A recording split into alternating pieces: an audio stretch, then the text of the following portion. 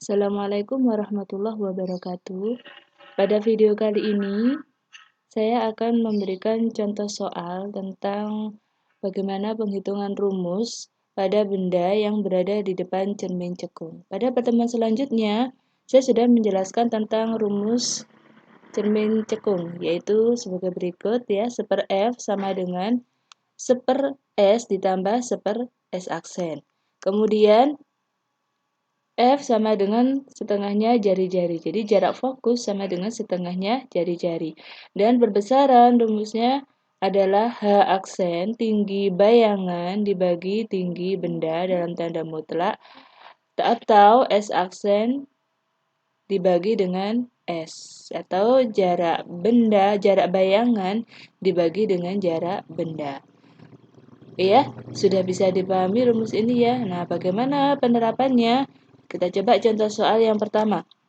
Benda setinggi 6 cm, ya, benda setinggi 6 cm berada di depan cermin cekung yang berjari-jari 30 cm.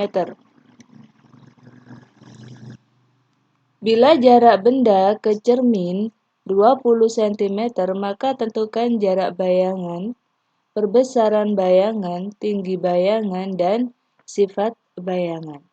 Oke.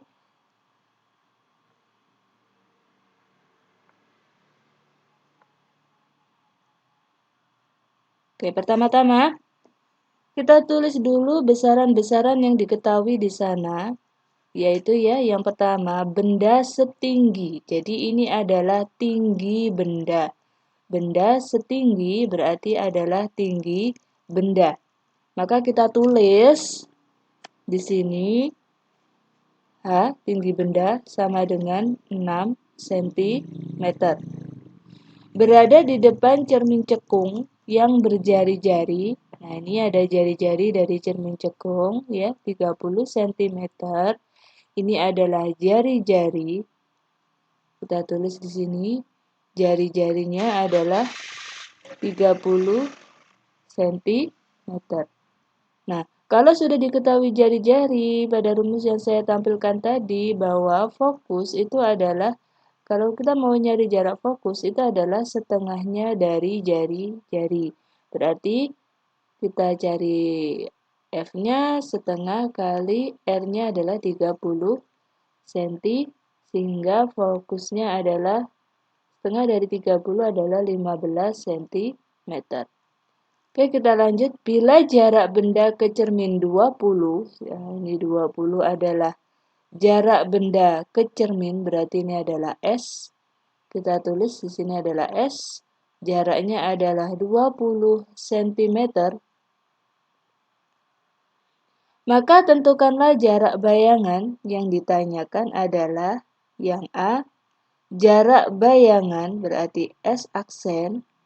Kemudian perbesaran bayangan, perbesaran berarti M, kemudian ini tadi S, kemudian tinggi bayangan, S aksen ya ini ya, kemudian tinggi bayangan, H aksen, dan sifat bayangan. Kita tulis dulu. Jadi yang ditanyakan di sini ada 4 besaran. Nah, yang satu adalah sifat, yang kedua adalah perbesaran, kemudian yang ketiga adalah tinggi bayangan, H aksen, dan yang terakhir adalah sifatnya, sifat dari bayangan. Oke, kita jawab satu persatu. Yang pertama adalah jarak bayangan. Rumus yang sudah kita ketahui, rumus dari cermin cekung adalah 1/F sama dengan 1/S ditambah dengan 1/S aksen. Nah, 1/F-nya tadi sudah kita ketahui dari jari-jari ya, jadi setengahnya jari-jari ini, jadi ketemu. Nah, maka kita hitung, kita masukkan, F-nya kita masukkan, 1/15 sama dengan S-nya adalah ini, 20, 1/20 ditambah 1/S aksen. S aksennya yang kita cari. Oke, saya pindah ke sana.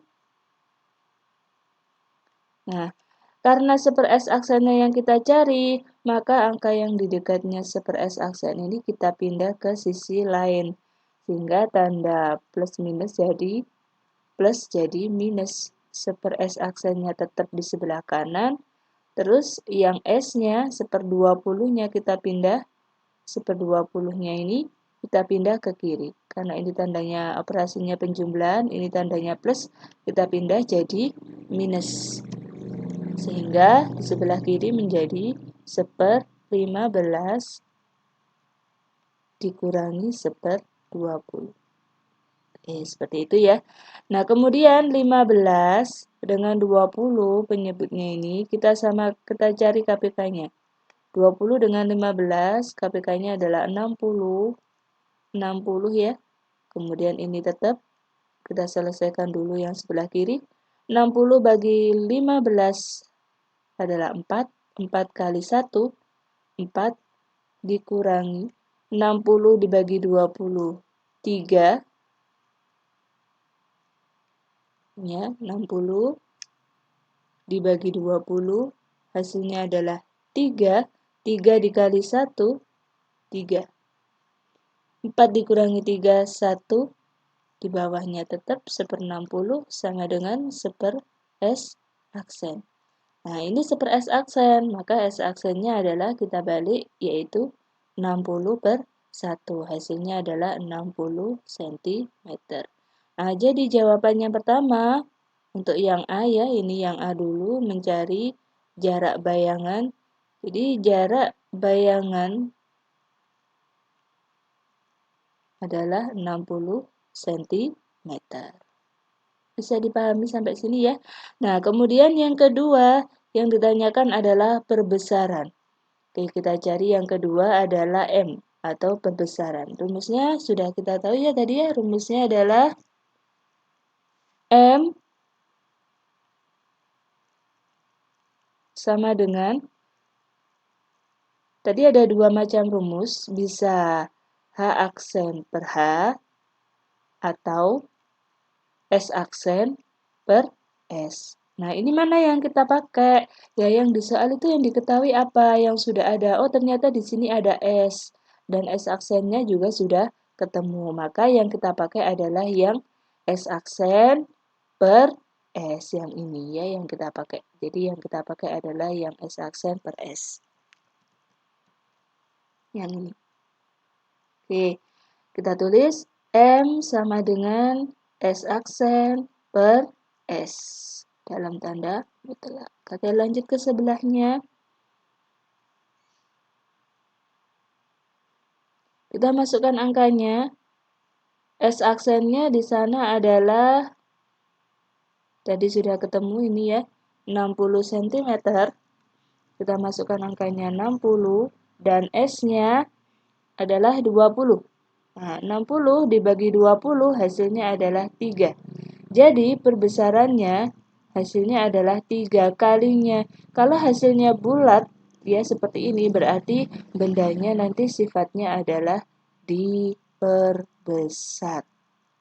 Kalau kurang dari 1, berarti diperkecil. Atau hasilnya desimal atau hasilnya pecahan di bawah 1, berarti hasilnya diperkecil. Kalau ini seperti ini, di lebih dari 1, berarti diperbesar. Oke, kemudian yang ketiga yang ditanyakan adalah H aksen. Yang ketiga, H aksen. Kita pakai rumus apa untuk mencari H aksen? H aksen itu rumusnya hanya ada di perbesaran ini. M sama dengan H aksen per H, maka kita pakai rumus ini.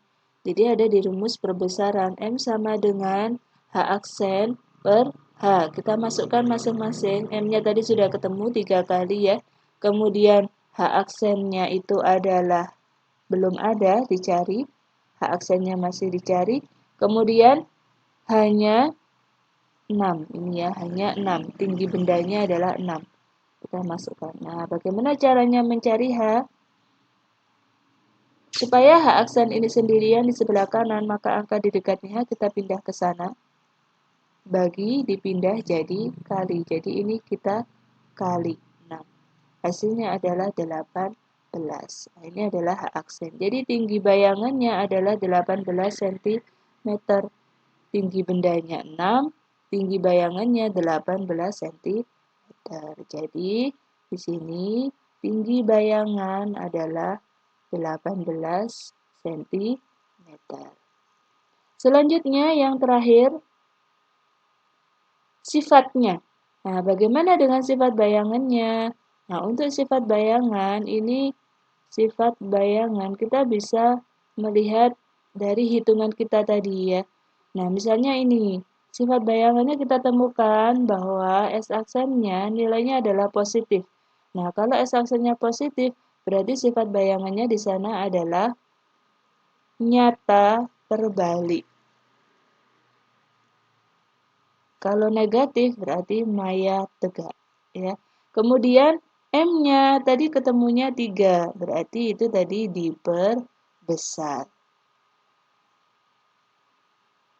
Kemudian untuk yang ketiga ada di ruang berapa? Nah, kita pakai rumus ruang benda ditambah ruang bayangan itu sama dengan 5. Lah, bendanya tadi ditaruh di mana? Bendanya ada di 20 cm. Kalau fokusnya tadi ketemu 15, berarti 20 cm itu di belakangnya fokus, berarti ada di ruang 2. Di ruang 2 ditambah ruang bayangan sama dengan 5. Berarti ruang bayangan sama dengan, nah duanya kita pindah ke sana, operasinya penjumlahan pindah jadi minus. Berarti ada di ruang 3. Jadi, sifat bayangannya adalah nyata, terbalik, diperbesar, dan berada di ruang 3. Nah, seperti itu caranya ya. Ini untuk contoh soal yang pertama. Sudah dipahami ya anak-anak ya?